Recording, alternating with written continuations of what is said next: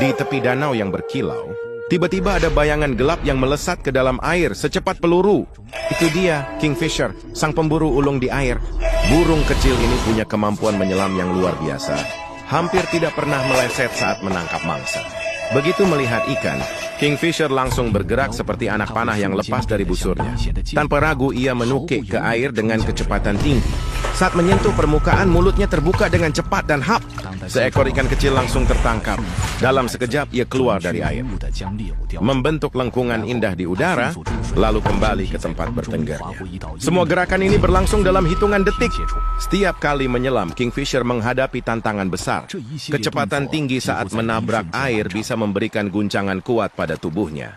Mata mereka juga tidak bisa ditutupi bulu seperti bagian tubuh lainnya. Tapi alam telah memberikan solusi cerdas. Saat masuk ke dalam air, Kingfisher secara otomatis menutup matanya dengan selaput pelindung khusus. Ini membantu mengurangi benturan dan tetap menjaga penglihatan mereka. Begitu keluar dari air, selaput ini langsung terbuka, memastikan mereka bisa melihat dengan jelas lagi. Berkat keunikan ini, Kingfisher benar-benar ahli dalam berburu ikan. Meski jago berburu, Kingfisher bukan burung yang asal makan. Mereka hanya memilih ikan terlezat dan selalu mulai memakannya dari kepala. Kenapa? Supaya ikan tidak tersangkut di tenggorokan.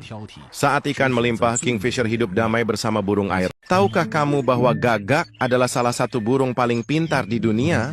Jika biasanya kita mendengar cerita tentang gagak yang sedang memasukkan batu ke dalam kendi untuk meminum sisa air di dalam, ternyata ada hal yang lebih mengejutkan. Gagak juga bisa menggunakan ranting sebagai alat pancing untuk menangkap larva kumbang yang bersembunyi di dalam kayu mati. Hari ini, seekor gagak mata-mata sedang mengamati temannya yang sedang berburu. Untuk merekam kehebatan burung pintar ini, larva kumbang dimasukkan ke dalam lubang di kayu mati terlebih dahulu.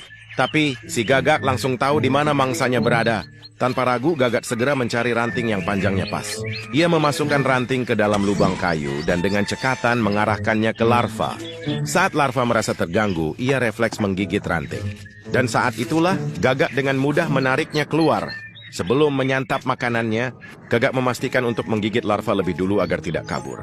Hebat kan? Tidak hanya pintar menggunakan ranting untuk berburu, gagak juga punya cara unik untuk membuka buah keras. Kali ini, ia menemukan kacang yang cangkangnya sangat sulit dipecahkan. Tapi si gagak tidak kehabisan akal. Pertama, ia menjepit kacang di antara ranting agar tidak berguling. Lalu ia mencari batu yang keras dan rata. Dengan penuh perhitungan, kemudian ia mulai menjatuhkan kacang ke batu berulang kali. Meski butuh beberapa kali percobaan, ia tahu bahwa dengan usaha yang cukup, cangkang keras itu pasti akan pecah. Di tengah hamparan sabana yang luas, sekelompok kera tampak sibuk berburu makanan. Kali ini mereka menemukan sesuatu yang sangat menggoda, madu lebah yang tersembunyi di dalam tanah. Tanpa ragu, para kera mulai mengorek sarang lebah dengan tangan kosong. Mereka menikmati setiap tetes madu manis itu, tapi tentu saja ada harga yang harus dibayar. Lebah-lebah marah dan mulai menyengat para kera.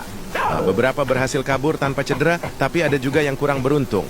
Seekor kera bahkan tersengat di wajahnya, membuat mukanya membengkak. Tapi meskipun sakit, mereka tetap tidak kapok. Madu terlalu lezat untuk dilewatkan. Di sisi lain, ada satu kera yang menemukan sesuatu yang berbeda. Sebutir telur burung unta. Matanya berbinar penuh rasa ingin tahu.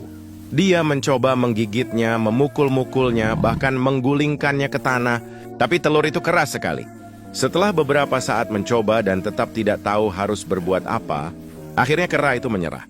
Dengan ekspresi bingung, dia meninggalkan telurnya begitu saja dan kembali ke kelompoknya. Mungkin mencari makanan lain yang lebih mudah dimakan.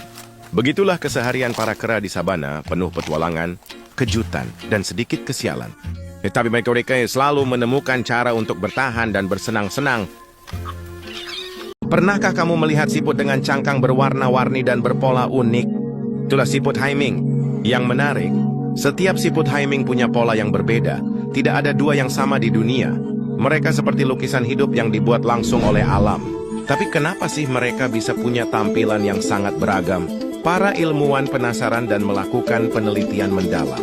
Hasilnya, warna dan pola cangkang siput Haiming ternyata dipengaruhi oleh makanan yang mereka makan.